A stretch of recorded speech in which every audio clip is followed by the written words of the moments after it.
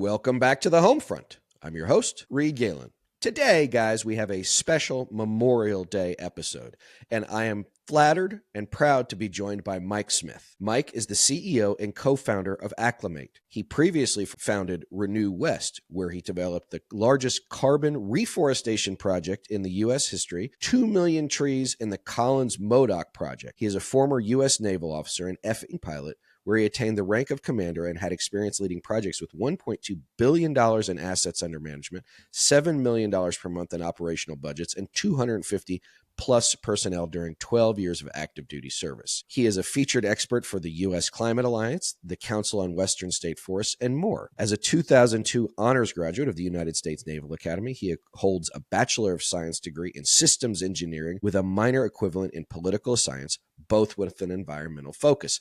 Today, he is coming to us from Denver, Colorado. Mike, welcome to the show. Thanks for having me, Reed. It's great to see you. So, Mike, the reason why you reminded me of this, we were connected by a mutual friend. You and I spoke years ago. But the reason why I wanted to have you on today was about Memorial Day.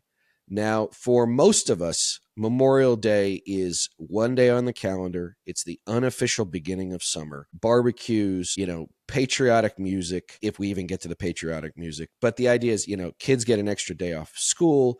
The weather is warming up. People are coming out. But what does it mean to someone like you who gave better than a decade of your life to public service in the United States military? And I also want to ask you a question about flying an F-18, but we'll get to that in a second.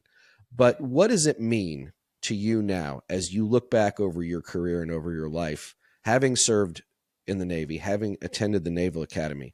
What does Memorial Day mean to you? And are the members of your class or members that you served with that lost their lives that you think about on a day like Memorial Day?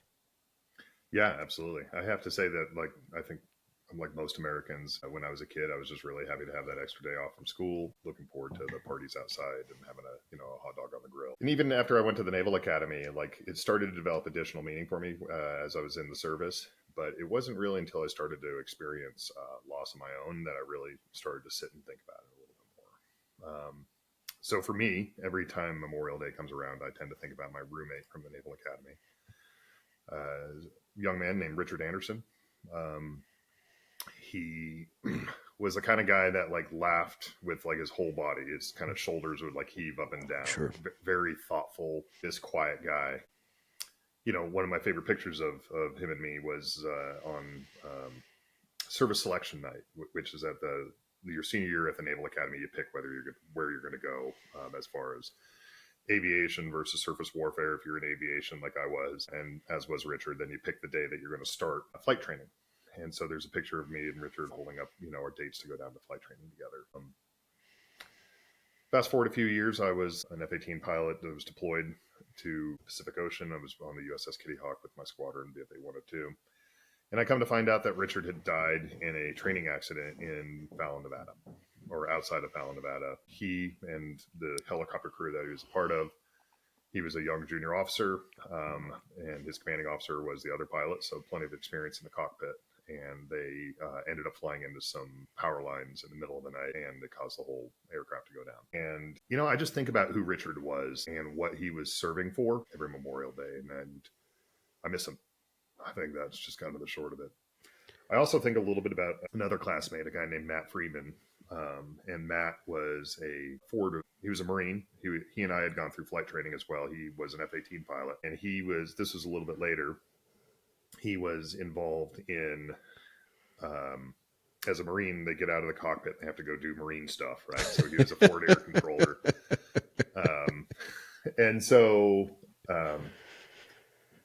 he was a forward air controller, which is a really dangerous position because you have to kind of poke your head up in order to call in airstrikes, et cetera. And so for the audience who doesn't know, a forward air controller is someone who's on the ground with, I assume at this point, a Marine rifle unit, a Marine combat unit, and is there looking for bad guys and calling in airstrikes near their position when the unit is in danger. Is that about right? That's exactly it. Okay. And so Matt was doing his job. He put his head up in order to call in a strike, and he got shot. And, Matt was just a really affable guy. He was always a really kind of the life of the party sort of guy. at the Naval Academy. He didn't do as well in physics, so I tutored him in physics a lot for one semester there. Smart guy, really, tried hard, but it just wasn't kind of his natural inclination. But same sort of thing. Even though like this was a subject that he struggled with, and I was tutoring him in it, and it was the end of a long day. He just always had like a really good attitude about it. And so he left behind a young wife, and that was where Matt died. So, those are the people I tend to think about. Like I had a direct relationship with them, while I was in the service. Yeah, it's interesting because you mentioned two losses there, but one of them is in a training accident, and I think that's one thing, Mike. We think obviously about men and women who are killed in combat, but being in the military is, regardless of whether or not you're deployed into a combat zone or overseas or home, is an inherently dangerous business. That there are training accidents. One of my best friends was a Marine officer, and he lost a young Marine under his care while I believe they were in Iraq because his Humvee rolled over.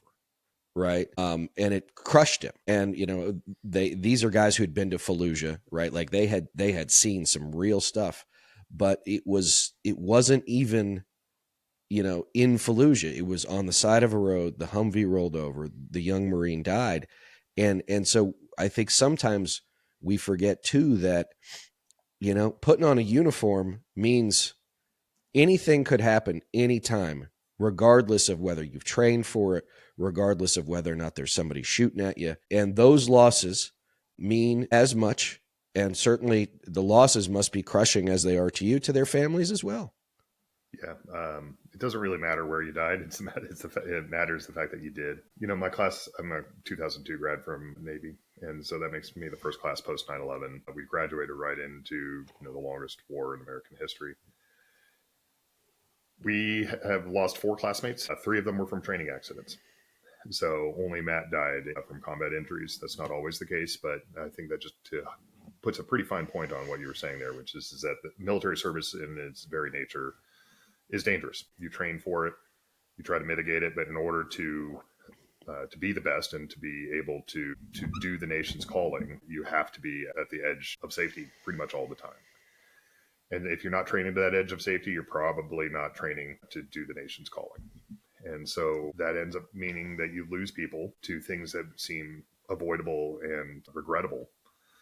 But it's just the nature of the service. May I ask, as someone who flew F-18s off the deck of an aircraft carrier, just give us a sense. I mean, I'm sure. I mean, listen. I grew up a huge fan of Top Gun, the original, and the follow up.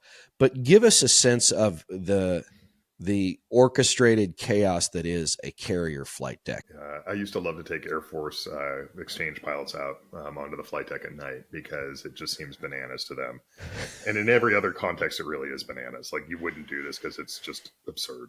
It's a flight deck's a runway on top of a ship, and it's also a parking lot. And there's just only so much space for you to be able to do all that. It's an exciting.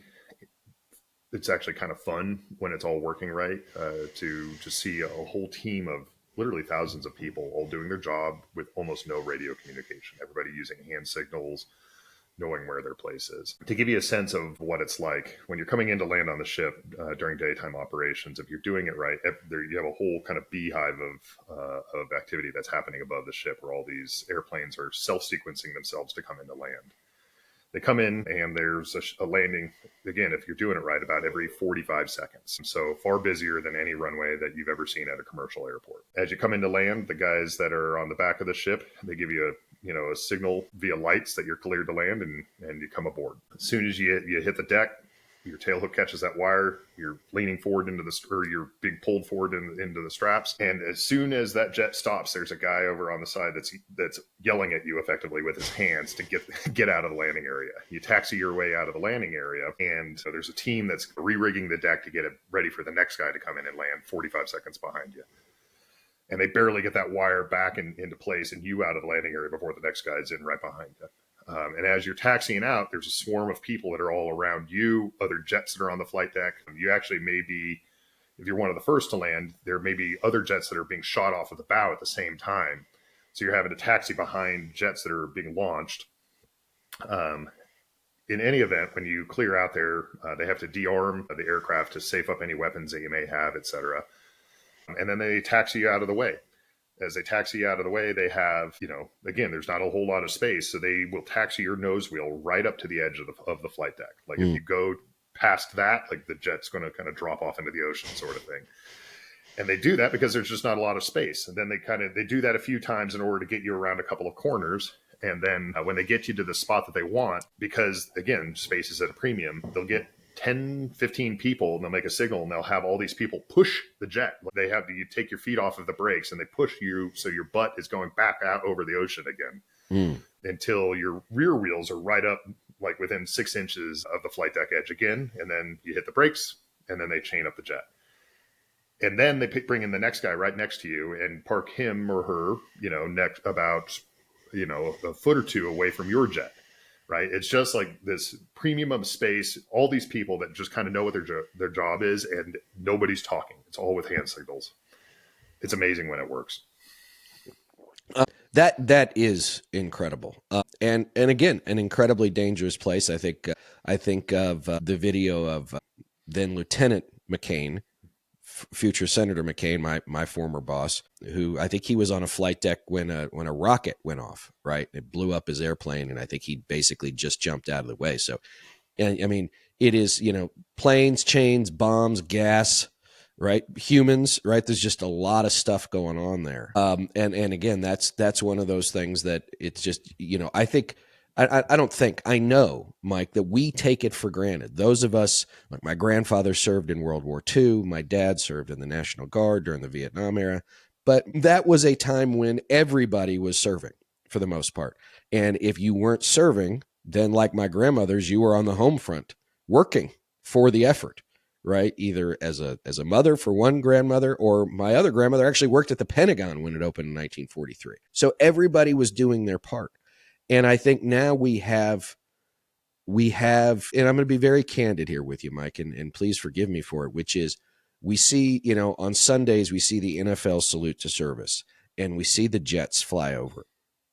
But I don't think any of that, frankly, does justice, because what most of us don't really have to think about is that, like, we're not having to sacrifice because you and your friends are. We're not having to do those things. And I think sometimes too, it makes it, first of all, look, we're the most powerful country humanity's ever known. So we all have, most Americans, we do have, a real sense of security, a legitimate, tangible sense of security, but we take it for granted. And we take the fact that it has been with us for so long for granted. And I think that for so many of us who are in an effort to preserve, protect, and defend the Constitution in the United States in our own way, that we haven't yet really had to make sacrifices for it. Yeah, I might agree with that. I think a lot of what's kind of happened in this country has become a little bit performative or perfunctory, that we thank people for their service without actually thinking about their service, that we know that we're supposed to say certain things and do certain things, but we don't actually like sit with that. One of the things that I think, and I speak for a lot of veterans in this, is that like when somebody thanks me for my service, like it's awkward actually. And one of the things I really wish that they would do instead is ask me about my service. So I could tell stories about, my friends like Matt and Richard. And I think about a lot of how little we actually ask people to give anymore. One of the things that's great about this country is about individual liberty and freedom, and everybody that wore the uniform served for that. Right. But inherent in that is also as kind of a sense of duty as well, right? That we belong to one another and that we have to serve one another. And it perennially disappoints me how little people are willing to give of themselves for a greater cause. I think to a certain extent we've lionized selfishness as an ideology, and I think that's having downstream effects in all sorts of ways that are not good for this country. It's not good for us as individuals, as people. We forget that we need to serve one another and we need to be part of the kind of a greater fabric of this country. Well, as you say that, I think back to the stories you were telling about the intricate ballet that is a flight deck, which is each one of those young men, I assume most of them on the flight deck are young men, knows their job and also knows that if they don't do their job, either they could get hurt or one of their buddies could get hurt, right? And so when they're recovering an aircraft like yours and they're parking that aircraft, or across the way, those guys are getting ready to launch an aircraft, or down the way, they're fueling it up, or they're putting, they're hooking up bombs or whatever. One guy who thinks he's too cool for school can create a real problem. And so it's not just a matter of, I'm so great because I do this. It's we have to do this together, because if we don't do this together, one, the job doesn't get done, but two, not only does the job not get done, but the consequences can be catastrophic and fatal. Yeah. I mean, that is a correct statement. You can absolutely hurt and get people killed. And it's also worth pointing out, in the larger scheme of things, like the work that's happening out there, like the repetitions matter, having that capacity matters. But in the larger scheme of things, it's mostly meaningless, right? Which is like, if we don't land an aircraft, if we don't launch it and recover aircraft that day, like the world will continue to operate, Mm-hmm. right? And so you have people that are giving blood, sweat, and tears for things that are, in the larger scheme of things, very small. And it frustrates me that people that have much greater duties, much more responsibilities, much more given to them, and are being called to sacrifice less, are doing even less than themselves. Like they're unwilling to make that distinction. Yeah, it frustrates me about like how levels, ostensibly public servants, are uninterested in actually serving the public. Right, because again, they're intentionally, I think, separated from the downstream consequences of their actions, and we see that. And I think that, not to put too fine a point on it, I think the American people writ large see that too, and I think that you can have good outcomes to that, which is we demand better, right? To sort of throw the bums out. But you can also have bad outcomes, which is I'm sick of all of you, and I'll take the person who will promise X, Y, and Z, because at least they're promising to do something. And of course, the idea of doing something doesn't necessarily mean that something is good or productive or helpful. But, we know that action doesn't necessarily equal progress, but in the absence or in a vacuum of anything that appears to be motion, people will take whatever they can get sometimes. People know, I think we have an instinctual understanding that something's not right, that things aren't working, and that this needs to be working better. I personally believe that we need to rebuild every institution in the United States for the 21st century, and that we've let it kind of atrophy. And I think if we're looking to elected leaders to make the change that we want, we're probably going to be disappointed. Elected people follow the will of the people. And so, in my opinion, if you want change, then I think you need to be part of it. And it generally won't cost you anything. And if it does cost you, it probably is not going to cost you your life. So, I would just encourage that every American that's listening to this, and even those that are abroad, to think about what you can do in your local community to make the world a little bit better, and make a little bit of a sacrifice for somebody that isn't related to you. Think about the people that in your community that don't have food or don't have a place to live, and be part of that. Think about the people that don't have friends. I don't know, that there's a problem out there. You as an individual are probably very capable of fixing it, and you can be part of that. Wherever your talents or your inclinations lie, just get to it. We need it. Well, speaking of talents, Mike, tell me a little bit about Acclimate, because obviously you served in the Navy, and thank you for that as we come up on Memorial Day. But tell us a little bit about what you're doing and how Acclimate is trying to help educate about the country's and the world's environmental future. Yeah. So got out of the service, as you said in the bio, in order to start a company focused on tree planting. Ended up planting a few million trees in that capacity. But along the way, came to realize that my passion for reforesting rural parts of America was deeply tied to climate, and that I wanted to be part of the climate solution as well. So I started a second company called Acclimate, which is It's climate for non-experts. How do you help companies without sustainability teams to measure, reduce, and report their footprint, usually to win more business or to retain a key customer, but to not have to have like a sustainability team member on staff before they can get to work. And so it's a software package that helps companies to measure. You can kind of think of it as like QuickBooks for carbon accounting, but then we also have some human services that we wrap around that. So got a great team, growing company, good startup here in Denver. And is what you're, let me switch out of the military and into policy, not necessarily politics, but it's all tied together. Is what you're seeing worrying you? Because I know here in Utah, where we have such incredible public lands like you do there in Colorado, we're very worried about things like overdevelopment. We're very concerned about things like down in Moab, right? They're going to reopen, I think, a uranium pit.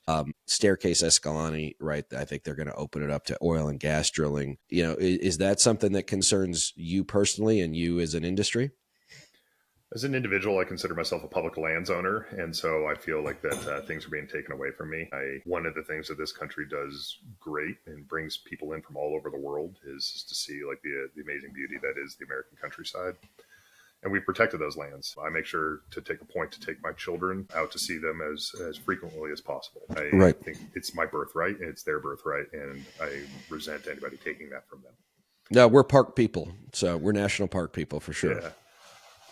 So I think about those sort of things. And then from a climate side, which is the U.S. wasn't actually really doing all that much on climate. So their regulatory kind of landscape as far as addressing climate was fairly weak. The bigger problem I see here is from a patriotic standpoint is that we're letting the rest of the world lead. And at this point, climate's just a question of physics. It is absolutely in the driver's seat. It's going to continue to warm. And those consequences are going to get more and more severe and more unavoidable.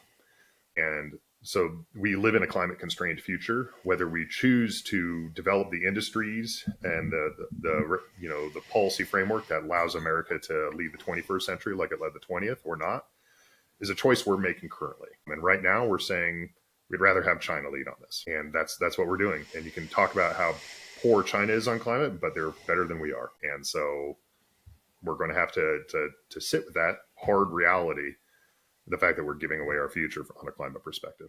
So do you think then is then what we consider to be progress on climate, going back to something you said a few minutes ago, is it mostly performative then? Is it the ability to say you're doing something is almost as important as actually doing it? No, doing something from a business perspective, showing that you are serious matters. There's a rising climate generation.